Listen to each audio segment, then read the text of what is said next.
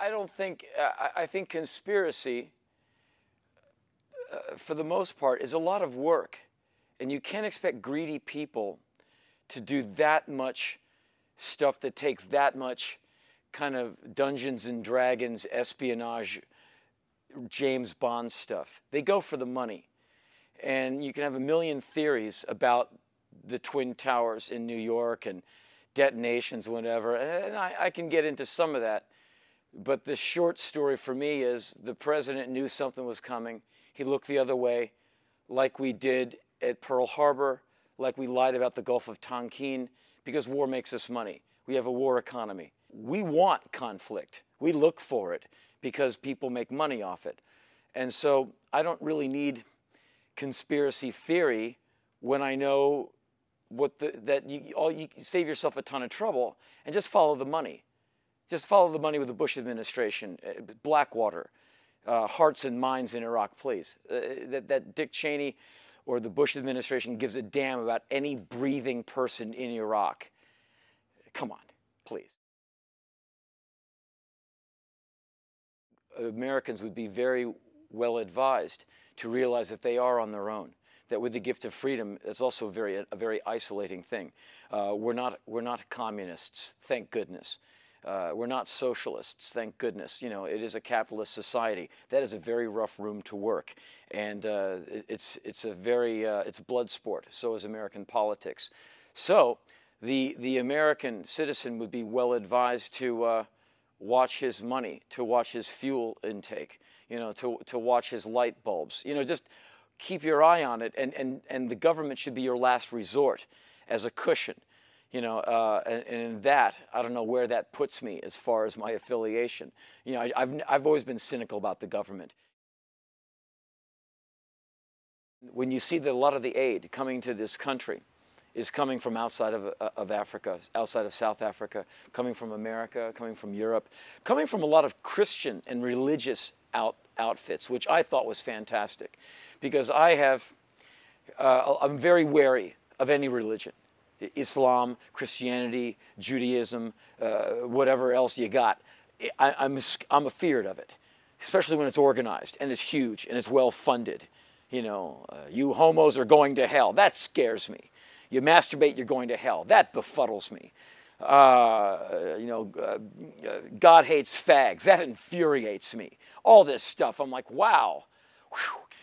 And so when you see that there's Christians who are giving a lot of money to this, it makes you go, okay, well, good, right on. Because all the Christians I know are very decent, really good people with a great sense of humor, who take my well-intentioned barbs with a lot of elasticity, you know.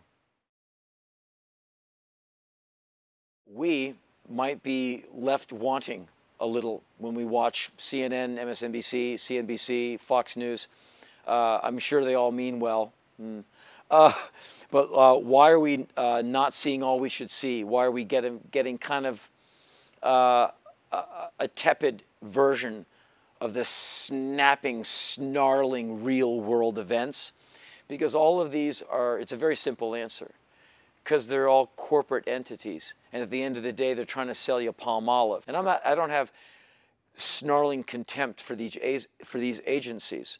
But you know, the truth must be told. They are making money. It is ratings-based information rather than necessarily truth-based information. And there you go. Also, it's a 24-hour medium, and you have to keep that ball up in the air. And to keep that up in the air, you have to keep inserting your Paris Hilton information and rock stars gone wild information, and intersperse it in with kids coming home blown up or dead. And so that waters down the impact and the import of all of this stuff. I like these young people, and I admire what they're doing with what they've been given. When you're not given bulletproof armor that will not stop an armor-piercing round, I don't understand why they don't have an MRAP, a mine-resistant assault protective vehicle. I don't understand why each and every single person in the theater does not have the ceramic armor that stops, hopefully, an armor-piercing round. why all of these people don't have exactly what they need to keep them alive. And the CEO of Halliburton had a $150 million profit from the Iraq War 2 years ago. Maybe for some that's good business. For me, that guy hates America. He certainly doesn't care about the troops. If he would donate all that money.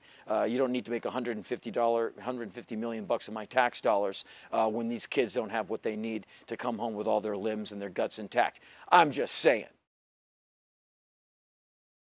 I think when you have any advent or bit of progress in technology, when you put great power into the hands of the proletariat, you'll have some pretenders to the throne. So now that everyone can have a blog, everyone is an editorial writer. I think this is great. When Ma and Pa Kettle can weigh in, well, no one's twisting your arm to go to the Angry Housewife's blog where she tees off about how she burned the macaroni and cheese. No one's making you go there. And if it gets this woman's fingers tapping on a keyboard she hasn't typed since high school class, that it gets her opinionated, it gets her caring, what's the harm there? If the guy wants to open up his camera and go on the YouTube and do his wretched poetry or his dumbass rock video that sucks, no one's making you read or go to these sites. Now, do you have to, if you do like to surf those waves, do you have to separate a lot of wheat from chaff? Absolutely. Are there a lot of pretenders to the throne? Certainly. Well, pick and choose your content wisely. It's called freedom. If you can't handle it, okay, just go to Walmart and McDonald's. You know, there's that path as well. There's a DVD waiting for you. I'm sure Nicolas Cage will be showing up on your TV sometime soon. That is the greatest interview of my short life. The questions, incredible. My answers, supreme. Yeah. Become a Docublogger. Log on to Docubloggers.org to share your opinions and story ideas, or get out your camera and create your own Docublog.